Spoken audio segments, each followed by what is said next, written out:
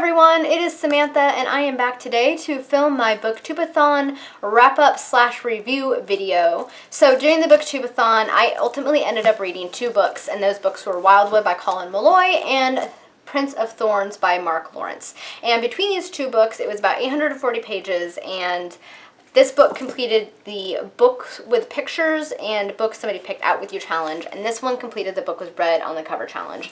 I did not do nearly as well as a lot of other people, but I'm still pretty pleased with how I did. I was pretty busy. I worked full time and I was tired and, you know, life stuff. So I'm content with how well I did. 2 books for me in 1 week is still a lot. So yes, since I don't have that much to wrap up for my Booktube-A-Thon wrap up, I decided that I would kind of make this more of a review video, since I wanted to do reviews on both of these books. So the first book that I finished in the Booktube-A-Thon was Wildwood, and this book was written by Colin Malloy, and it's a middle grade book. It follows the character of Prue, who is a 12-year-old girl who lives in Portland, Oregon, and the story starts out while she's out with her brother, her little infant brother, running errands around town. He's in his little wagon hooked up to her bike, and they end the day at the park, and before she knows it, her little brother's kind of tottering around the park, and suddenly this flock, this murder of crows, comes out of nowhere, swoops him up, and takes him to these woods that everybody refers to as the impassable wilderness. It's these strange, mysterious woods that nobody inhabits, and there's all these stories of people going in and never coming out, stuff like that. So Prue at this point is pretty freaked out, and so she goes home and doesn't tell her parents, you know, she hides from them that her brother was stolen because she doesn't want to upset them, and she ultimately ends up the next day going into the impassable wilderness to find her brother. She's followed into the woods by a classmate named Curtis, and together they discover this entire world inside of these woods where human and animals both talk and coexist, and there's a war going on. And they soon discover this war going on between this disposed governess, who was the wife of the governor, who kind of ruled over the woods, the southern woods, and just the different factions within the woods. So you have the South Woods, who's run by the governor. You have the North Woods, which is basically just a bunch of farming folk who live peaceably. The Wild Woods, which is like this uninhabited, dangerous area where the governess is right now, the ex-governess, and her coyote army. And then you have like Avian Principality, which is basically all of the birds who are ruled by this owl prince. So there's a lot of conflict going on between these groups, and Curtis and Prue soon get caught up in the events going on in this wood as she attempts to search for her brother. And of course things unfold not only just concerning her brother and why he was taken, but also about how she was born and why she was born, her and her brother both, and what it has to do with these woods. So that is the basic plot line of the story. Now on to what I thought about it. I ultimately ended up giving this book 3 stars on Goodreads. At first, I really enjoyed the book. I like the writing. His writing is excellent. It's really descriptive and it's very imaginative, and I think for a middle grade book, it's pretty intelligent, which I like to see. Because, you know, kids aren't stupid, so it's nice to see an intelligently written middle grade book. So I liked his language and his description and the writing, but I didn't much care for the story. At first I did, but I kind of felt like it was just a mix of a whole bunch of other stories that we've all seen and heard before. So you have like the Narnia element, and you have like the fairy story element, if you're familiar with like Celtic mythology, that type of thing. It just didn't feel new, it didn't feel fresh, and a lot of it just felt a little slow. I think that this book probably could have been a good 200 pages less than it was. It just moved slow. The plot did not move quickly, and I didn't really connect with the character of Prue. I just didn't identify with her, I guess. I think some of her decisions didn't even make sense, even for a book geared towards younger kids. I mean, keeping the fact that your little brother is kidnapped from your parents does not seem like the best decision in the world, and even just the dynamic between her parents and herself, it felt more like she was a parent and her parents were the kids, the way they were acting. It just didn't feel natural, and it didn't feel real. And also, I went to Portland State University, and I would never let my 12-year-old daughter wander around Portland with my infant son. Like, that just did not seem logical at all. I mean, even for a kid's book, that just did not. I was like, what are you thinking?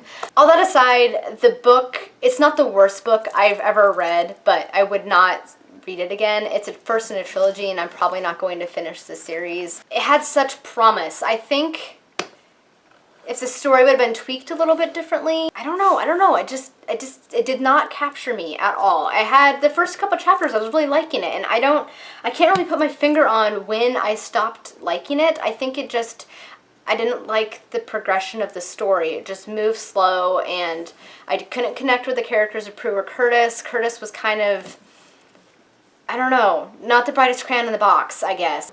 I don't know, they just didn't feel like intelligent characters, I guess. And I don't know, it just was not a fan of the book.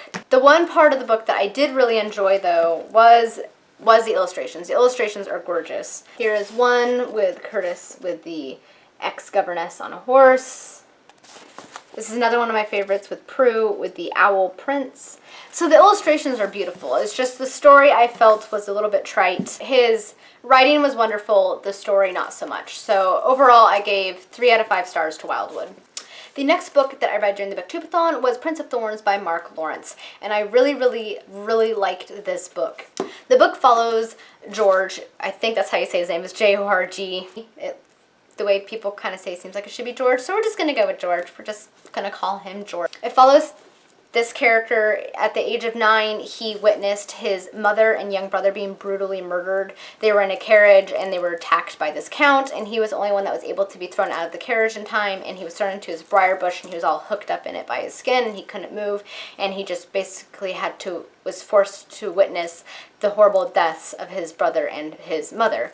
And he ultimately ends up getting found, and he's really sick. His wounds get infected, and while he's sick, he goes into these feverish rages, and he actually killed a man while doing this. And even as he begins to heal and get better, you get the sense that people soon saw that he was hardened and obviously traumatized by what had gone on, and he just wanted revenge, and he was just full of hate now. So you have this 10-year-old kid walking around just full of hate and anger and will attack people without warning. And soon after he gets better, he soon discovers that his father, instead of declaring war on this count, has instead decided to take land and trade rights and animals in recompense for this guy's crimes. And this angers George, and he cannot believe his father would do this and not exact revenge on him. Soon, George ends up taking off with a band of mercenaries he grabs out of the dungeon, and at the age of 10, and roams the countryside, basically killing people and pillaging, etc. Like he ends up leading this band, and he's really young. When you first start the story, he is 13, turning 14, and he does these flashbacks to when he's a kid that explains what happened to him and his mother and what brought him to this point. Pretty soon on in the first couple chapters, he soon learns that his father has remarried and has a new heir on the way. So George decides to return home and to claim his birthright. His ultimate plan is to take over the throne and take over all of the surrounding warring countries and create an empire, which is what all of these leaders of these various countries are doing right now, are trying to create an empire and become emperor, his father being one of those rulers. So he returns home and tries to win over his father's favor, but you soon discover that there is more going on in the land, and there's more behind what George has done than first appears. Another thing that I thought was cool is that this is a fantasy book, so there is a magical element to it, but it's not your typical fantasy book. When I first read it, and I was kind of confused because I thought that this was supposed to be taking place in some other world entirely, but pretty soon on I see him quoting like Plato and Socrates, and I'm like, what's going on? Because Plato and Socrates are from our world. And you soon discover that the events in this book are like 1,000 years into our future, that some cataclysmic event has taken place that has destroyed almost all of the population, and everybody is forced to live how they did in the Dark Ages, which I think is kind of a cool concept. So it's like a mix of fantasy and dystopian. They don't really get too much into the events that caused this in this book. I don't know if they do in the other 2 books because this is part of a trilogy, but I will soon find out because I plan on completing it. Now, as for what I thought of the book, I thought it was good. The writing was excellent. I really enjoyed his writing and his storytelling. The book is told from the first-person perspective of George, which I don't typically like in books because I feel like your scope of the story is limited for the first person, so you're limited to their perception of the events versus third person where you can kind of have an overview of the story, if that makes any sense whatsoever. But in this case, I actually like that because if you didn't have the story being told from his perspective, you would absolutely hate this character because he would look like a psychopathic 14-year-old murdering killer brat. And yeah, that would be bad. But when you have it from his perspective, you get more of an insight into what's going on in his mind and what he's struggling with and what he's suffered, and you are able to identify with him better, and even though he's not a good person, you still kind of feel bad for him and hope that he can kind of turn things around. There's not much I didn't like about the book. The one thing that I can say I didn't much care for was how women were portrayed in the book. The women were kind of described in the book as being pieces of meat and just, you know, things, I guess, instead of a strong female character being present. They do ultimately end up introducing his step-aunt, who is about his age, and she is probably one of the female characters in which they is somewhat strong and can think for herself, etc. But it is told from his perspective, and there wasn't that many female characters in the book, so you are limited to how he views women.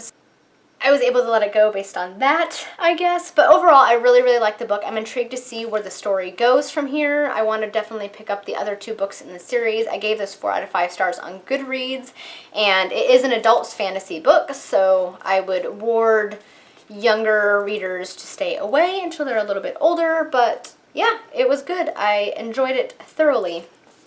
Alright guys, that was my reviews for Wildwood and Prince of Thorns. I hope you enjoyed it, and if you did, please thumbs up and subscribe, and let me know if you have read these books, what you thought of them in the comments. And yeah, that's all I got for you guys today.